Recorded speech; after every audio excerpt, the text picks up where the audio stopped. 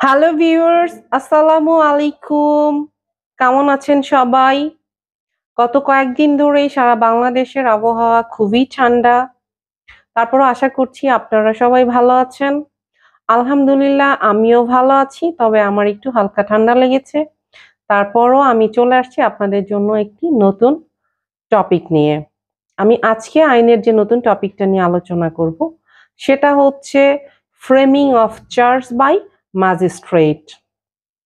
আমাদের এই ফৌজদারি কার্যবিধি আইন 1898 সালের এই ফৌজদারি কার্যবিধি আইনের 242 ধারায় এই framing of charge by magistrate সম্পর্কে আলোচনা করা হয়েছে, অর্থাৎ ম্যাজিস্ট্রেট কর্তৃক চার্জ গঠন। 242 ধারায় ম্যাজিস্ট্রেট চার্জ গঠন করবে।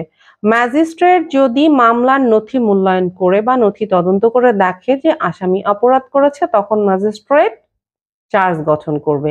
এই চার্জ গঠন করা কিন্তু ম্যাজিস্ট্রেট বা আদালতের দায়িত্ব। 242 ধারার অধীন যেদিন এই চার্জটি গঠন হবে সেদিন কিন্তু আসামি অব্যাহতির জন্য অর্থাৎ ডিসচার্জের জন্য আবেদন করতে পারে। সো ভিউয়ার্স, তাহলে আমরা 242 ধারাটি দেখলাম যে 242 ধারায় হচ্ছে কি নিয়ে আলোচনা করা হয়েছে? চার্জ গঠন, ম্যাজিস্ট্রেট কর্তৃক চার্জ গঠন সম্পর্কে আলোচনা করা হয়েছে।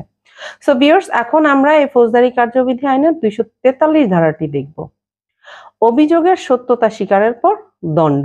243 ধারা যেটা আলোচনা করা হয়েছে conviction on play of guilty, মানে হচ্ছে যখন এই যে ম্যাজিস্ট্রেট যখন মামলার নথিটি তদন্ত করবেন, তখন ম্যাজিস্ট্রেট এই আসামিকে সরাসরি জিজ্ঞাসা করবেন যে তার বিরুদ্ধে যে অভিযোগটি আনা হয়েছে বা সে যে অভিযোগে অভিযুক্ত সেই অভিযোগটি সে স্বীকার করে কিনা, অর্থাৎ সে অপরাধটি করেছে সে অপরাধটি সে স্বীকার করে কিনা। যদি আসামি এই অপরাধটি স্বীকার করে নেয়, তখন আদালত কি করতে পারবে? আসামিকে দণ্ড প্রদান করতে পারবে। সো ভিউয়ার্স, আমরা ফৌজদারি কার্যবিধি আইনের 243 ধারায় কি দেখলাম? যে আসামি তার দোষটি স্বীকার করে নিলে আদালত তাকে দণ্ড প্রদান করবে। এখন আসামি যখন দণ্ডিত হওয়ার পরে কি আসামির কোনো প্রতিকার আছে?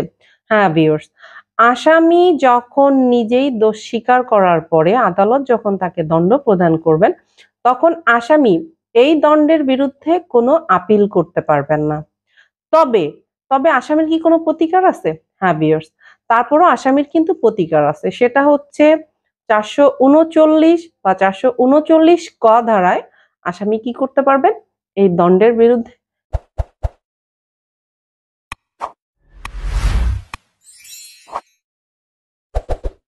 রিভিশন দায়ের করতে পারবেন। সো ভিউয়ার্স, 243 ধারাটাও কিন্তু আমরা ভালোভাবে বুঝতে পেরেছি। সো এখন আমি আলোচনা করব হচ্ছে ফৌজদারি কার্যবিধি আইনের 245 ধারা। 245 ধারায় বেসিক্যালি হচ্ছে অ্যাকুইটাল বা সেন্টেন্স, শাস্তি সম্পর্কে আলোচনা করা হয়েছে। ম্যাজিস্ট্রেট আসামিকে 245 ধারার অধীন এই মামলাটি যখন তদন্ত করে যদি দেখে যে আসামি কি করেছে নিরপরাধ, তখন কি করবেন? তখন আদালত এই আসামিকে অ্যাকুইটাল অর্থাৎ খালাস দিবেন। আর যদি আদালত দেখেন যে আসামি কি করেছে, আসামি অপরাধ করেছে, তখন কি? তখন আসামিকে শাস্তি প্রদান করবেন। অর্থাৎ 245 ধারার অধীন আদালত কিন্তু ঘটনা বা মামলাটি তদন্তের পরে দুইটার যে কোনো একটি রায় আদালত প্রদান করবেন। সেটা হচ্ছে হয়তো আসামিকে কি করবেন? অ্যাকুইটাল দিবেন মানে খালাস দিবেন, আদারওয়াইজ আসামিকে সেন্টেন্স মানে কি শাস্তি প্রদান করবেন। সো ভিউয়ার্স, আমার এই আজকের আলোচনা থেকে আপনারা চার্জ গঠনটা কি বা ম্যাজিস্ট্রেট কোন ক্ষেত্রে ঘটনা তদন্তের পরে কোন ক্ষেত্রে কি করবেন? চার্জ গঠন করবেন, কত ধারায় চার্জ গঠন করবেন, চার্জ গঠনের পরে যে ব্যাপারটা সেটা হচ্ছে যে অভিযোগের সত্যতা স্বীকারের পরে দণ্ড, কোন ক্ষেত্রে আসামি অভিযোগ স্বীকার করে নিলে তার কি দণ্ড হবে, সেই ক্ষেত্রে আসামির প্রতিকার কি, দণ্ড স্বীকার করলে কি হবে, বা দণ্ড স্বীকারের পরও কি করবে? সে রিভিশন করতে পারবে। 439 বা 39 ক ধারার অধীন কি করতে পারবে? আসামি কিন্তু দণ্ডটা স্বীকারের পরও কিন্তু রিভিশন করতে পারবে, সেটাও কিন্তু আমি আলোচনা করেছি। এবং 245 ধারার অধীন আদালত কি করবে? সমস্ত ঘটনা প্রমাণের পরে বা সমস্ত ঘটনা পর্যবেক্ষণ করার পরে যে কোনো একটি, হয়তো আসামিকে খালাস দিবেন অথবা আসামিকে শাস্তি প্রদান করবেন। সো ভিউয়ার্স, আশা করছি আজকে আপনারা ফৌজদারি কার্যবিধি আইন 1898 এর 242, 243 এবং 245 ধারাটি খুব ভালো করেই বুঝতে পেরেছেন। সো আইন সম্পর্কে জানতে চাইলে আমার এই চ্যানেলটির সাথেই থাকুন, চ্যানেলটি সাবস্ক্রাইব করুন, বেল বাটনটি অন করুন, আমার ফেসবুক পেজটি ফলো করুন এবং আমার সাথেই থাকুন।